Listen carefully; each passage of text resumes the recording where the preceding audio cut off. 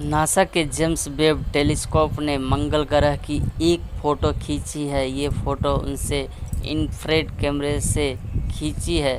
तस्वीर को 5 सितंबर को खींचा गया था। जेम्स वेब टेलीस्कोप को दूर की आकाशगंगा खोजने के लिए बनाया गया है, लेकिन अब यह सौरमंडल के ग्रहों को 5, 4, 3, 2, 1.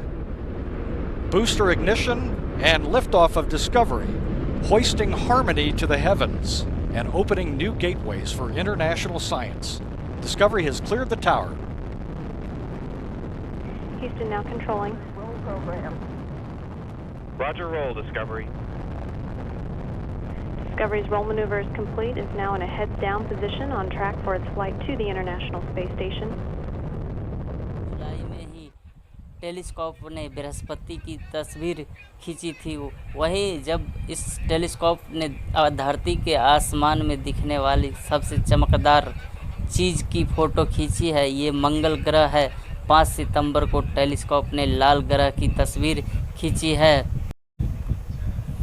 मंगल के ऊपर कई ऑर्बिटर पहले से ही उसके चारों ओर घूम रहे हैं और लगातार जानकारी धरती पर भेजते हैं, लेकिन अब जेम्स वेब टेलीस्कोप ने इंफ्रारेड की क्षमता को दिखाया है। इसमें मंगल ग्रह की सतह और वायुमंडल के बारे में विवरण मिलता है। जेम्स वेब टेलीस्कोप पृथ्वी से 16 लाख किलोमीटर की दूरी पर स्थित है। वैज्ञानिक मानते हैं कि ये सबसे सटीक जगह है। ये दूरबीन इतना संवेदनशील है कि खगोलीविद के मुताबिक उन्होंने मंगल की फ़ोटो खींचने के लिए इसके उपचर को कमज़ोर करना पड़ा, क्योंकि मंगल ग्रह हमारे सौरमंडल में है, इसलिए वह बहुत ज़्यादा चमकीला दिख रहा था। नई तस्वीरें मंगल ग्रह के पूर्वी ग्लोर्थ के इंफ्रारेड प्रकाश की भिन्न वेवलेंथ दिखाती है। वेब ने तस्वीर में मंगल ग्रह के हुजेंस क्रेटर, डार्क ज्वालामुखी चट्टान और एक 2000 किलोमीटर बड़े क्रेटर को देखा है।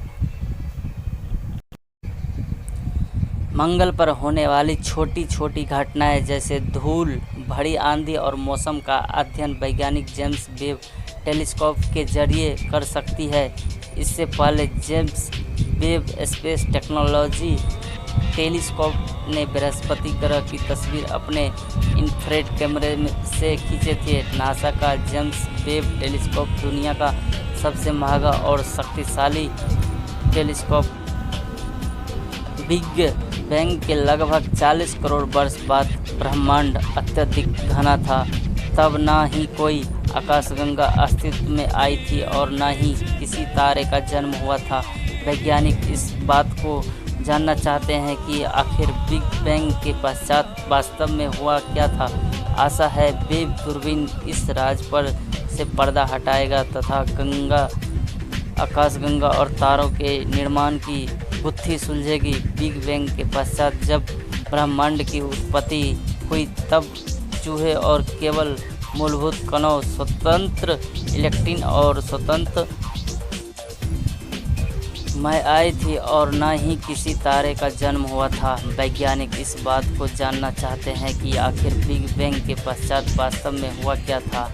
आशा है वेब दूरबीन इस राज पर से पर्दा हटाएगा तथा आकाशगंगा और तारे के निर्माण की गुत्थी सुलझेगी।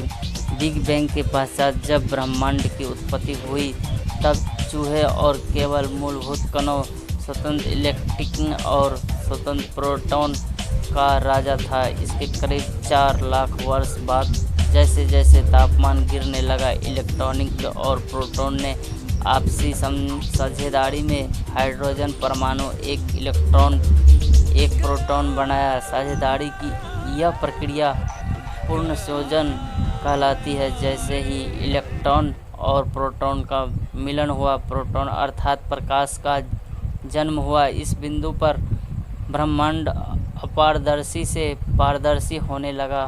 पूर्ण संयोजन का युग हमारे ब्रह्मांडीय इतिहास का है। वह पूर्व बिंदु है जिसमें हम प्रकाश के किसी भी रूप के साथ पीछे जाकर देख सकते हैं। ब्रह्मांड की समय रेखा का सर्वोत्तम उदाहरण ब्रह्मांड में चूहों और व्याप्त ब्रह्मांडीय सूक्ष्म तरंग है, जिसमें हम आज खोगे और वामकों के सहायता से देखते हैं। ब्रह्मांड में एक और बड़ा परिवर्तन तारों के निर्माण के बाद हुआ। सिद्धांत अनुमान लगाते हैं कि सुपरनोवा विस्फोट के पहले कुछ प्रोटॉन में विभाजित करने में सक्षम था। सुदूर कस्वार के वर्णक्रम के अध्ययन से लगता है कि इस समय ब्रह्मांड की आयु संभवतः 1 अरब वर्ष होगी। यह पुनः आयनीकरण युग कहलाता है। यह वह युग था जब अधिकांश हाइड्रोजन प्रथम तारे की बढ़ती विकिरण से नष्ट हो गई। पुनः आयनीकरण हमारे ब्रह्मांडीय इतिहास की महत्वपूर्ण घटना है। इसका अध्ययन कर हम पूर्व तारों की महत्वपूर्ण जानकारी प्राप्त कर सकते हैं, परंतु वैज्ञानिक यह नहीं जानते कि वास्तव में प्रथम तारे का निर्माण कब हुआ और पुनः आयनीकरण की प्रक्रिया कब शुरू हुई। ब्रह्मांडीय इतिहास में प्रथम तारे का उद्भव अंध युग के अंत की एक निशानी है। इस अवधि को प्रकाश के पृथक स्रोत की अनुपाती स्थिति के रूप में पहचाना जाता है। इस पहले के सूत्रों को समझना आवश्यक है, क्योंकि इनसे बाद में बनाने वाला आकाशगंगा जैसे विशाल निकाय के गठन को बहुत प्रभावित किया। प्रकाश के प्रथम स्रोत की भूमि उस बीज के समान है जिसे बाद में विशाल निकायों का निर्माण किया हो सकता है। प्रथम तारों ने सुपरनोवा जैसे विस्फोटक से ध्वस्त होकर ब्लैक होल बनाया हो और यह ब्लैक होल तारों और गैसों को निगलकर छोटी कस्वार बनाई हो, जिनसे निरंतर वृद्धि होने लगता।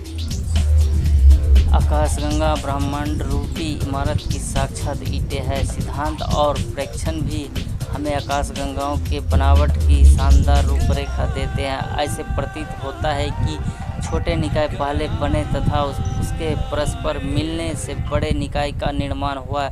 यह प्रक्रिया आज भी मंदाकिनी के साथ उनके बौने साथियों के विलय के रूप में तथा मंदाकिनी के और भविष्य की संभावित टक्कर के लिए बढ़ती एंड्रोमेडा निहारिका के रूप में देखी जा सकती है। बिग बैंग के 1 अरब वर्ष बाद बनी आकाशगंगाओं का अवलोकन समय रेखा में पीछे की ओर जाकर किया जाएगा। हालांकि तब की आकाशगंगा आज की आकाशगंगा की अपेक्षा छोटी और ज़्यादा अन्य